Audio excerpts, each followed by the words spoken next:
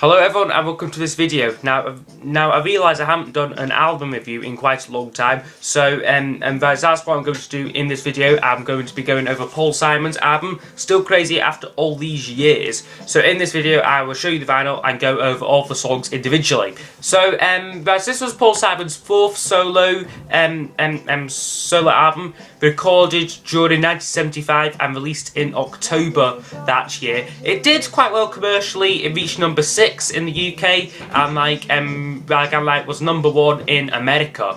The album is also notable because it won the 1976 award for Grammy for Album of the Year, which I'm very pleased that Paul Simon got it. However, I feel that there were a few other albums from the year 1975 what I think were maybe more worthy of of getting it, because for me even compared with Paul Simon's other albums, this one kind of is is quite low for me in the stuff I've heard from his solo career so far, which is basically everything from his first album until Rhythm of the Saints. This one would be for me the second weakest. So I don't really know really know how this compares with it with his later material. It's more his material from the last couple of decades. However, in comparisons his other stuff this one was kind of a weaker album for me. So I'll now show you the vinyl here. This is the copy of the vinyl I have. So lyrics on the back. The actual cover itself, I'm not a huge fan of the cover. It is textured though, the text at the top, it's embossed. So that's really nice, and the pictures embossed on it as well.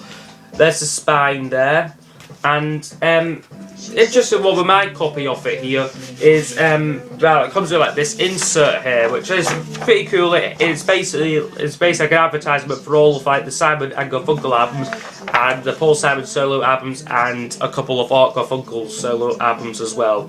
But I'm not that interested in those at this stage. But but yeah, I'm not sure if this came with all the versions of this album on vinyl. But it's a cool thing to have. The inner sleeve's not much though. It's just plain on one side, and then on the other side is band credits. And also there, my copy here, it comes and the actual vinyl itself is in this thin plastic sleeve thingy, just for protection, and it's on the revised CBS label. So I'm not sure if this was the norm by 1975. The orange one here, the orange yellow CBS label, but this is a Dutch pressing as well, made in Holland. So so I'll just put everything away now and then go over all of the songs individually. So so it opens up with Still Crazy After All These Years, which is an absolutely gorgeous ballad. It is the lyrics on it are absolutely brilliant.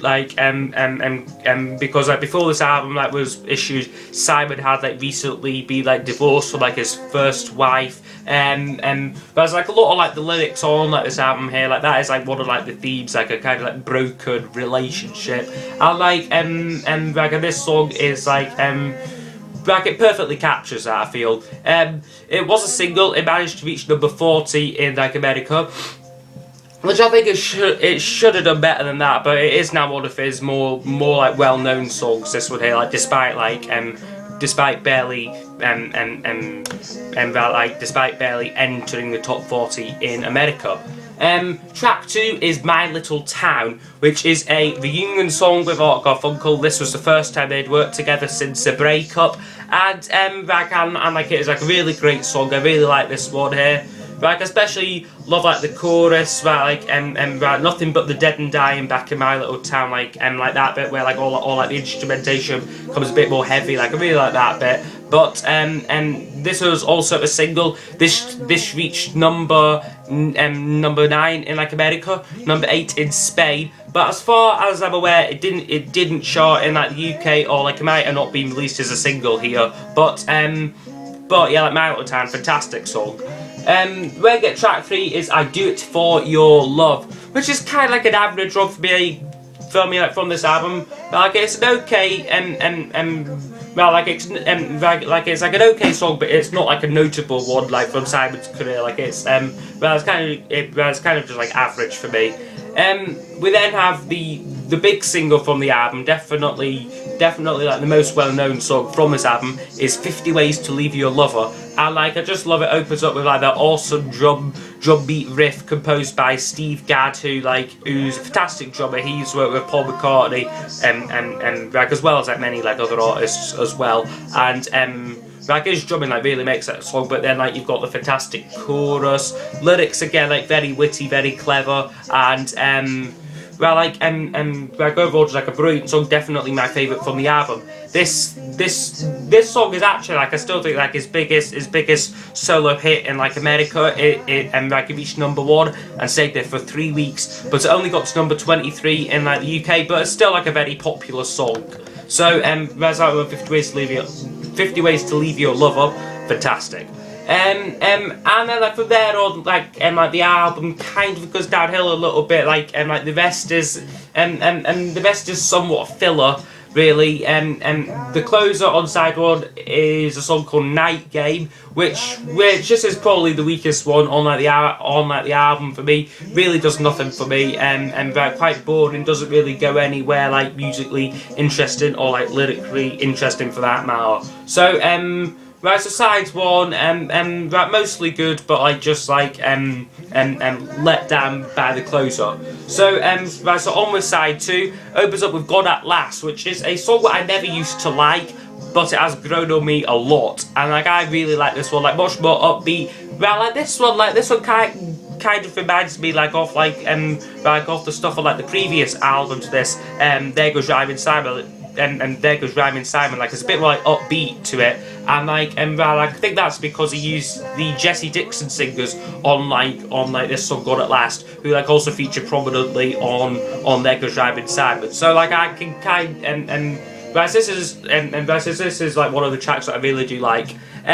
This was a hit in like America, got to number 23, and like I just like really like love like the song. He does like share the vocals with a female vocalist, Phoebe Snow, and like I would have maybe like preferred it if like Paul Simon had sang the whole song, but it's still great though. It's still it's still like a great song.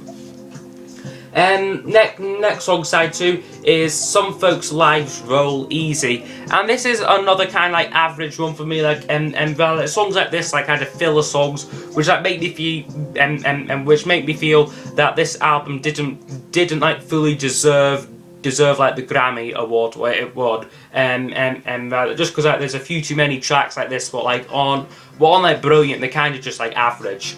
We then get next one is Have a Good Time, and like I was actually like familiar with this one because this one appears on the Negotiations and Love Songs album, so I do quite like this track, but it can get annoying like after a while, because like the chorus is basically just like him repeating the line "Have a good time," so like it can kind of get like a bit annoying like in that sense, and like it's one of those songs what I'm glad isn't longer than it is, because then I was kind of think that it's like a bad song, but like as it is pretty good. Then get like the last 2 tracks here are Your Kind, which is a much slower much slower like guitar bass track. Like this was quite decent like once you get into it, but you have to listen to it like and listen to it a few times to really like get into it. But like once you do, like it's an alright song, but like again, like it's hardly like a noteworthy track in like in terms of like everything what Paul Simon's done. And then the closer is Silent Eyes, which is kind of like a gospel influence like song like but I kind of feel like there's not much like of a tune to this one though. Like it's mostly just Paul Simon singing, but I do quite like his vocals, like when you get like about halfway through the song, like he's like singing with like a great passion like in this one. So I do like the vocals on it, but as like an overall song, it doesn't really do like too much for me. So overall though, I would say this is one of Paul Simon's weaker albums. Like as I said before, like like when I compared with like the other albums, what he had like There Goes Rabbit Inside with his debut, this one is like definitely down there with like for me, like in like comparison with his other albums. I also feel that this album should have featured the song Slip Sliding Away, which was actually recorded during the sessions for this album, but for some reason or another Paul Simon decided to leave it off this album, which I think was a huge mistake. Had he put Slip Sliding Away on here, like instead of say Night Game or like Some Folks Lives Real Easy, then like I would have really like appreciated this album a bit more, and would also be able to like understand like why it got like the Grammy Award as well. So in terms of like the Grammy Award as well, like I feel that it maybe could have gone to Venus and Mars by Wings or Face the Music by ELO. Like there's just like a few more great albums from like the year '75. I'm sure there's many others. Well, like I feel like more like worthy of like getting like the Grammy Award. So so overall though, I would have to give this one a 7 out of 10. I think a 6 would be too harsh and like an 8 too high, so I kind of just have to meet in like the middle for this one here. Like kind of like inconsistent a lot of the time, but like overall still fairly good though. So I hope you have enjoyed this video, and please like it, subscribe to the channel, and I'll see you next time. Goodbye.